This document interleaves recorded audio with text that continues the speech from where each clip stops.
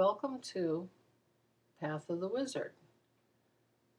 Now, first thing I want to tell you is one of the biggest differences between wizards and any other definition of magic user is that the religious or mythic framework is not important.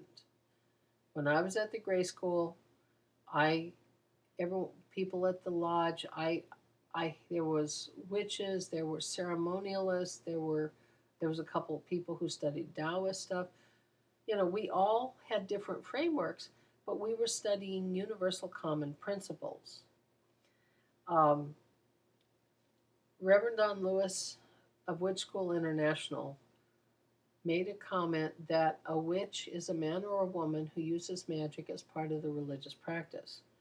And he said a wizard, and this is my favorite definition, a wizard is someone, a man or woman who uses magic as a part, basically as an art or a science, or both. The Gray School definition, according to my grimoire for the apprentice wizard on page 3, wizard, this is from the Anglo-Saxon word weisard, wise one. A wizard is a lore master, especially of arcane, that is lost or secret knowledge, hence the popular usage such as computer wizard. A wizard is a magical practitioner. However, the word is rarely used today to describe a practitioner of Wicca or witchcraft, or a member of any particular faith. Wizards tend to be solitary. Magical people in general go by a wide variety of names, and I'm going to tell you first the ones that you'll probably encounter somewhere here in America, maybe the big city, maybe the country. Then I'll get into a couple from cultures I'm familiar with before we get into. In magic itself, I'm going to have something separate, and I'm going to deal with the colors of magic, stuff like that. It's going to be in a separate video. So we automatically know that wizards do magic. And like I am dealing with, it's allergy season, and my asthma and the allergies are kicking up real bad. So forgive me, please. Magical people go by many names: root doctors, magicians with a K, wise women, ceremonialists, witches, ritualists, occultists, cunning men, powwow doctors, sorcerers, metaphysicians, thaumaturgists, mages, magisters, overlapping with medicine people, shamans, energy healers, priestesses and priests, and thaumaturgists. You can also find, well, in Japan, one form I'm familiar with is the couple, the Shugendo couple. You've got the sort of the Yamabushi type husband who is the exorcist, and his wife is sort of the Miko, they're both ascetics, but she is more the medium that communicates and then he gets rid. They're like a traveling team. And then early on, there was shamanism, women shamans. And Miko, I think, is a term for priestess. And I think it's mainly Shinto, but there might be other definitions. India, you've got the rishis. Tibet, you've some of the older forms of Tibetan Buddhism. You've got the Nag Spa in Tibet is sorcerer, if I remember correct, and it's more along the lines of Sauron.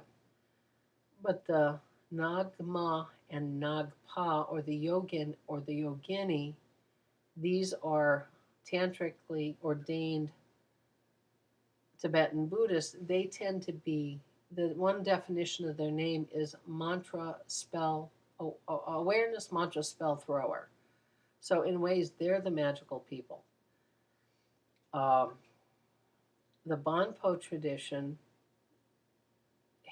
has sort of evolved into a fifth branch of the Buddhist tradition in Tibet. The Dalai Lama, I read, even said that the Bonpo tradition can be considered a fifth arm or a branch of Buddhism. So you've got people who use magic all over the world. Um, Historically, you've got King Solomon. Most people think Circe was a witch, but she's a magic user. You got John Dee. You've got Michael Scott, Paracelsus from the 1600s. In the literary world, Lord of the Rings, you've got Sauron and Gandalf. Harry Potter. Most people think of a Harry Potter world. Harry Potter, Dumbledore, Voldemort. The Earthsea trilogy, you've got Sparrowhawk. In the Dresden Files, you got Harry Dresden. Now, there's a really neat book series if you want to read a world where magic is the prevailing science and science is actually considered a black art. Nowadays, we define it as alternative history fantasy. He claimed it was science fiction at the time. Uh, Randall Garrett wrote the Lord Darcy series. It was basically a Sherlock Holmes type thing where the world was magic. You didn't have a lock on your door by a locksmith. You had a magical spell on the door, and you literally once a month, the apprentice or the journeyman locksmith would come and reinforce it. You didn't have a cell phone. You had magic users doing so everything, and it's a fascinating world. It's a really cool idea.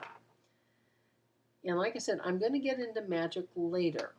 But the aspects of the path of the wizard that I see as being unique is that your faith or religion is not dictated by the wizardly arts and sciences.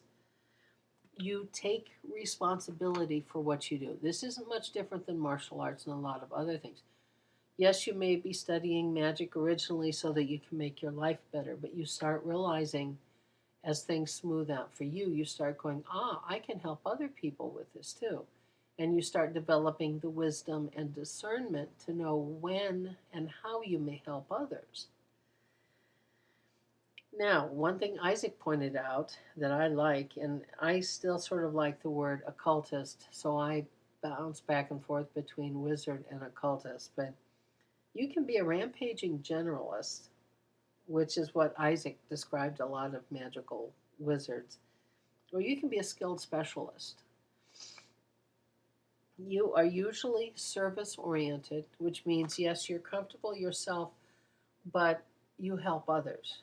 Maybe you're not a people person. Maybe you're like Radagast the Brown in Lord of the Rings, where you're actually out there helping animals. And I won't comment about whether he did too many mushrooms or not. I don't know, but I think Radagast was pretty cool in the Hobbit movie I saw.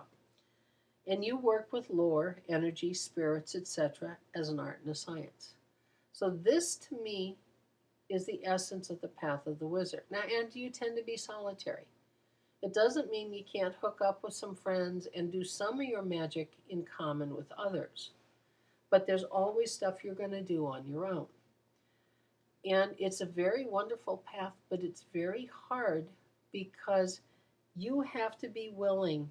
You take responsibility for your life. If you screw up, you've got to be willing to be responsible. And there's a point you have to start working and facing your own shadow. Basically, I sort of jokingly call it, you have to basically grow up. You can't keep pretending to play games and stuff. You've got to go, I can't do this anymore. I'm a mature adult. If I want to be a benefit, if I want my magic to grow, I've got to grow too. I think it's been wonderful because now I will add that some people who are wizards are very earth oriented. Douglas Monroe's books on Druidism, the Lessons of Merlin, he sees them, the Druids or men, he's one of those that see wizards as, like in Harry Potter's world. Some people think women can't be wizards. Well, Reverend Don Lewis will argue with that. I've had people call me a witch. Well, I prefer the word wizard or occultist, but some people don't know any better, and I am a magic user. But some people can work with nature, some don't, And I actually am working with the lantern energies to develop a series of ways to transform nasty energies. But we'll get into that in another video. Good fortune.